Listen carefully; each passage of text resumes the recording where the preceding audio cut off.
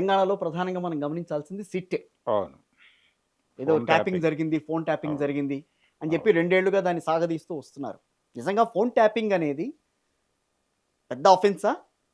దాన్ని ఇంత ప్రచారం చేసుకోవటం అనేది ఏంటనంటారు? దాని వెనకున్న ప్రధాన అంటే ఉద్దేశ్యం? వ్యక్తిగత గోప్యతకి సంబంధించి హ్మ్. ఆ ఏరియాలోకి జొరబాటు అనేది తప్పే. హ్మ్. అది క్రైమే. కాబట్టి ఆ ఏరియాలో వాళ్ళని ఫిక్స్ చేయాలనే ప్రయత్నం జరుగుతోంది. కానీ అది కంట్రోల్ కోసం మాత్రమే. యాక్చువల్‌గా ఇప్పుడు ఫోన్ ట్యాపింగ్ అనేది సీరియస్ అఫెన్స్ ఏం కాదు. హ్మ్. నిజానికి ప్రపంచంలో అందరి ఫోన్‌లు వాళ్ళ కంట్రోల్‌లోనే ఉన్నాయి. అంటే స్టేట్ కంట్రోల్‌లో ఉన్నాయి. ఇప్పుడు రిలీజ్ అవుతున్నటువంటి హ్మ్. ప్రతి నంబర్ పేరుతోనూ ఒక ఫోల్డర్ ఓపెన్ అవుతుందక్కడ. హుహు. ఒక సూపర్ కంప్యూటర్‌లో. హ్మ్. ఆ నంబర్ తాలూకా యాక్టివిటీస్ అన్నీ దానిలో పడుతూ ఉంటాయి. ఇప్పుడు నా అది ఫోన్ ఇప్పుడుందనుకోండి. ఆ హ్మ్. ఫోన్‌కి సంబంధించి మొత్తం ఇన్ఫర్మేషన్ వాళ్ళకుంటుందా? ఉంటుంది. హుహు. అది ఓపెన్ చేయరు. ఓపెన్ చేయరు. హ్మ్. అలా ఉంటుంది. మీరు ప్రమాదం అని అనుకున్నప్పుడు వాళ్ళు హ్మ్. అసలేమిటి ఇతని గొడవ అని చెప్పి దాన్ని వాళ్ళు అనలైజ్ చేస్తారు దాన్ని. హుహు. చేసినప్పుడు మీ ట్రాన్సాక్షన్స్ అంటే యాప్ ట్రాన్సాక్షన్ దగ్గర నుంచి ట్రాక్ అవుతాయి. ఓహో! హ్మ్. కాబట్టి మీరు ఎవరితో మాట్లాడుతున్నారు మాత్రమే కాదు, ఎవరితో ఆర్థిక కార్యకలాపాలు నిర్వహిస్తున్నారు, ఏ వాహనంలో ఎటు నుంచి ఎటు ట్రావెల్ అవుతున్నారు దాకా ఓహ్! వాళ్ళు ట్రాక్ చేస్తున్నారు. కాబట్టి ప్రతి ఒక్కరూ ఈ దేశంలో ట్రాకబుల్లు, ట్రేసబుల్లే. హ్మ్. ఎవరు అజ్ఞాతంలో ఉన్నారనుకోవడం భ్రమ. అదేంటి? ఆ! అందరూ జ్ఞాతంలోనే ఉన్నారు. అందరూ రాజ్యం కనుసన్నల్లోనే ఉన్నారు. ఓకే. కాబట్టి ఇప్పుడు ఫోన్ ట్యాపింగ్ అదేదో పెద్ద సీరియస్ క్రైమ్ హ్మ్. అని మాట్లాడటం అనేది ఒక రకంగా బీఆర్ఎస్‌ని కంట్రోల్‌లోకి తీసుకోవడానికి జరుగుతున్న కసరత్తే. హుహు. అంటే ఇప్పుడు మొత్తం దేశంలో ఉన్నటువంటి అన్ని రాజకీయ పార్టీలని తన అదుపాజ్ఞల్లో పెట్టుకోవటానికి ప్రయత్నం చేస్తోంది హ్మ్. భారతీయ జనతా పార్టీ. బీజేపీ. హ్మ్. కేంద్రంలో వాళ్ళు అధికారంలో ఉండి కాంగ్రెస్ పార్టీలో ఉన్నటువంటి వ్యక్తులను కూడా వాళ్ళు కంట్రోల్‌లోకి తీసేసుకుంటున్నారు. హ్మ్. ఇది ఆ మధ్య రాహుల్ గాంధీ ఓపెన్‌గానే మాట్లాడాడు. హ్మ్. సీడబ్ల్యూసీ సమావేశాల్లో మాట్లాడటానికి కూడా నాకు భయంగా ఉంది అన్నాడాయన ఓపెన్‌గా. ఓకే. అంటే ఏం మాట్లాడితే, ఎక్కడ మాట్లాడితే అది వెళ్ళిపోతుందో అర్థం కాని అది పరిస్థితి, ఏ రకంగా బయటికెళ్తుందో అనే అనుమానం గూడా. అనుమానం. హ్మ్. అందుకని ప్రజల సమక్షంలో ఉండటమే కొంత సేఫ్ అనుకుంటున్నాను నేను. హుహు. పార్టీ అంతర్గత సమావేశాల్లో కూడా మాకు స్వేచ్ఛ లేదు. ఇదేం లేదు, గోప్యత లేదు గోప్యత లేదు. హ్మ్. అనేది ఆయన మాట్లాడుతున్నాడు ఓపెన్‌గానే. హ్మ్. కాబట్టి ప్రతి ఒక్కళ్ళని కంట్రోల్‌లోకి తీసుకోవటం అనే ప్రోగ్రామ్ ఒకటి నడుస్తోంది. హుహు. కొనుగోలు చేస్తున్నారు. మనుషులు సరుకులుగా మారిపోయారిప్పుడు. ఈ సరుకులుగా మారిపోయిన మనుషుల్ని ఎలా పడితే అలా కొనుగోలు చేస్తున్నారాళ్ళు. ఓకే. ఆ పద్ధతిలోనే అంటే మనకి లాస్ట్ టైమ్ అసెంబ్లీ సెషన్‌లో ఈ కాళేశ్వరం ప్రాజెక్ట్ మీద గొడవ జరిగింది. చాలా, అర్ధరాత్రి వరకు చాలా. అవును. నడిచింది. అవును. దాని అవినీతి హ్మ్. ఫైనల్‌గా సీఎం గారు ఆ రోజు కంక్లూడింగ్ సెషన్ 12 గంటలకు ఒక మాట అన్నాడాయన. హ్మ్. నేను దీన్ని సీబీఐకి అప్పజెప్తాను అని. హ్మ్. సీబీఐకి అప్పజెప్తాను అని చెప్పడంలోనే ఒక కీలకమైన ఇండికేషన్ ఇచ్చాడాయన. హుహు. అంటే కేసీఆర్ గారి జుట్టు తీసుకెళ్ళి సెంట్రల్ గవర్నమెంట్ చేతిలో పెడతాను అని చెప్పడమే అది. సో, అక్కడి నుంచి ఆపరేషన్ జరుగుతోంది అని మనకు అర్థమైపోతోంది. ఇది కాంగ్రెస్ గవర్నమెంటే. హ్మ్. కానీ దీన్ని ఆపరేట్ చేస్తోంది సెంట్రల్ గవర్నమెంట్. అదేంటి ఇది కాంగ్రెస్ పార్టీ, అది బీజేపీ అది. అటువంటిదేం లేదు. కేంద్రంలో బీజేపీ. అవును. హ్మ్. బీజేపీ అయినప్పటికీ ఇక్కడ ప్రభుత్వాన్ని వాళ్ళే ఆపరేట్ చేస్తున్నారు. అందుకనే ఆయన సీబీఐ అన్నాడు ఆ రోజున ఓకే. సీరియస్‌గా. ఆహా! హ్మ్. సీబీఐ అనటం అంటే కేసీఆర్ జుట్టు తీసుకెళ్ళి కేంద్ర ప్రభుత్వం చేతిలో పెట్టడమే. హ్మ్. ఇప్పుడు ఈ జరుగుతున్నటువంటి ఫోన్ ట్యాపింగ్ హడావిడి వీళ్ళందరినీ పిలిచి ఎంక్వైరీలు చేయటము. హ్మ్. కేసీఆర్ గారికి వీళ్ళు నోటీసులు సర్వ్ చేశారు. చేశారు. చేశారు అంటే మీరు వస్తారా? మమ్మల్ని రమ్మంటారా? అని చెప్పారు వీళ్ళు. హ్మ్. అంటే మీరొచ్చి విచారణకి సహకరిస్తారా? లేదు మీరు చెప్పిన ప్లేస్‌కి మేమైనా వచ్చి మిమ్మల్ని విచారణ చేస్తామని. ఆయన రమ్మనాలా? వెళ్ళాలా? అనే దాని మీద ఏదో డిస్కషన్ నడుస్తోంది. హ్మ్. ఫైనల్‌గా ఏదో ఒకటి జరుగుతుంది. హ్మ్.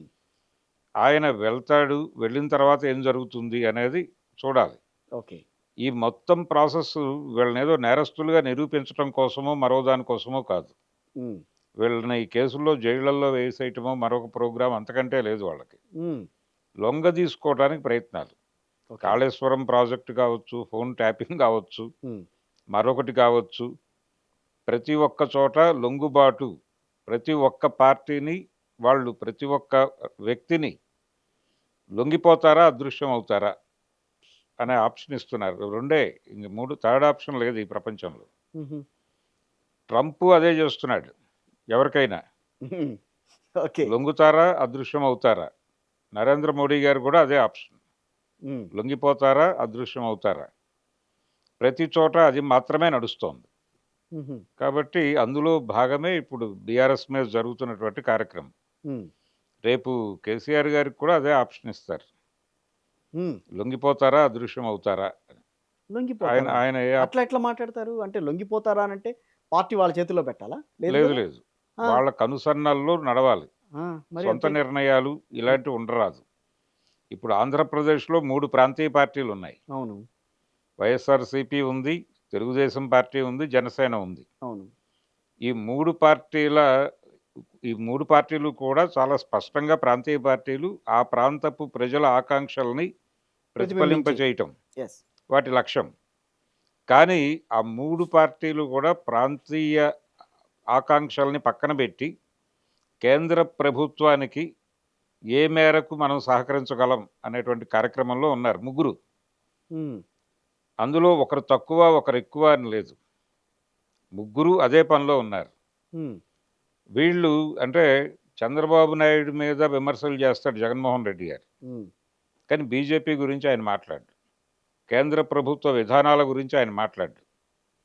ఒకవేళ మాట్లాడాల్సిన పరిస్థితి ఉంది అని ఎవరైనా ప్రెజర్ తీసుకొస్తే ఆయన ఒక మాట చెప్తాడు. అంటే పక్క రాష్ట్రాల గొడవల గురించి మేము మాట్లాడదలుచుకోలేదండి, అది మా పాలసీ మ్యాటర్ అంటాడు ఆయన. ఉమ్. ఓకే.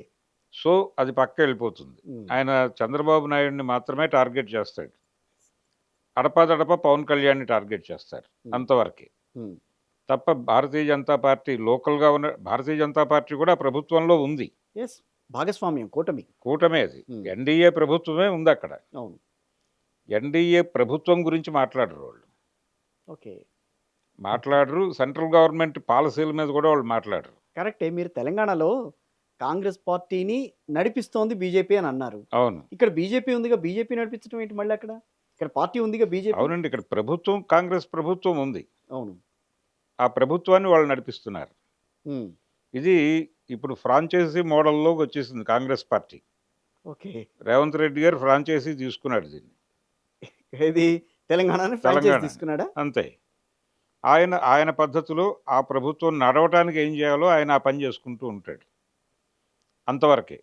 కర్ణాటకలో కూడా అదే పరిస్థితి. ఉమ్, అంతే తప్ప వీళ్ళు రాహుల్ గాంధీ గారు మాట్లాడుతున్న అభిప్రాయాల ప్రకారం ఇక్కడ పరిపాలన నడవదు. ఉమ్, రాహుల్ గాంధీ అభిప్రాయాల మేరకు ఆయన గైడెన్స్లో ఇక్కడ ప్రభుత్వం నడుస్తుంది అనేది భ్రమ. ఉహు, ఆయన మాట్లాడేది వేరుగా ఉంటుంది, ఇక్కడ జరిగేది వేరుగా ఉంటుంది. ఉమ్, ఏ వ్యవహారమైనా చూడండి మీరు, కేంద్ర ప్రభుత్వ కనుసన్నల్లోనూ వాళ్ళ విధానాల మేరకే ఇక్కడ ప్రభుత్వం నడుస్తుంది. ఒక రకంగా చెప్పాలంటే ఆ, అంటే మనకు సాఫ్ట్వేర్ లాంగ్వేజ్లో చెప్పాలంటే ఉమ్, ఇక్కడ ఉన్నటువంటి ముఖ్యమంత్రి గారు రేవంత్ రెడ్డి గారి ఉమ్. హార్డ్వేర్ కాంగ్రెసే కానీ సాఫ్ట్వేర్ కాషాయమే. కాషాయమే. అంతే కదా. ఆయన గతంలో ఆయన అది ఆ మాత్రమే యాంగిల్లో కాదు, అదొద్దు. అది ఆ, మాత్రమే కాదు. అంటే ఆయన ఈ మధ్య ఖమ్మం సభలో మాట్లాడుతూ ఉమ్, కాంగ్రెస్ పార్టీ కార్యకర్తలు అందరూ కూడా తెలుగుదేశం పార్టీకి పునఃప్రతిష్ఠ చేయటానికి, పునఃప్రాణ ప్రతిష్ఠ చేయటానికి కృషి చేయవలను అన్న పద్ధతిలో మాట్లాడాడు అవును, అవును. ఖమ్మం సభలో. ఉమ్, అది చాలా ఓవర్ స్టేట్మెంట్. ఉమ్, అలాగే ఇక్కడ మైత్రివనం దగ్గర ఎన్టీ రామారావు గారి స్టాచ్యూ పెడతానని చెప్పి ఆ ప్రకటన చేసి వదిలిపెట్టలేదు ఆయన. ఎవరడ్డు వస్తారో చూస్తాను అని ఇంకో వాక్యం జోడించాడు. అంటే రెచ్చగొట్టడం. ఎవరిని రెచ్చగొట్టడం? తెలంగాణ ఆత్మ అవి మాట్లాడే వాళ్ళు ఎవరైనా ఉంటే ఉహు, వాళ్ళు బయటికి రండి, వాళ్ళని కూడా సరెండర్ చేసుకుంటామని చెప్పడం. ఓకే. అంటే తెలంగాణ ఆత్మ గౌరవం అని మాట్లాడకూడదా? ఇంకా లేదు, ఆ, ఇంకా లేదు. దాన్ని కూడా మేము సరెండర్ ప్రోగ్రాంలోకి తీసుకొస్తాం ఓకే.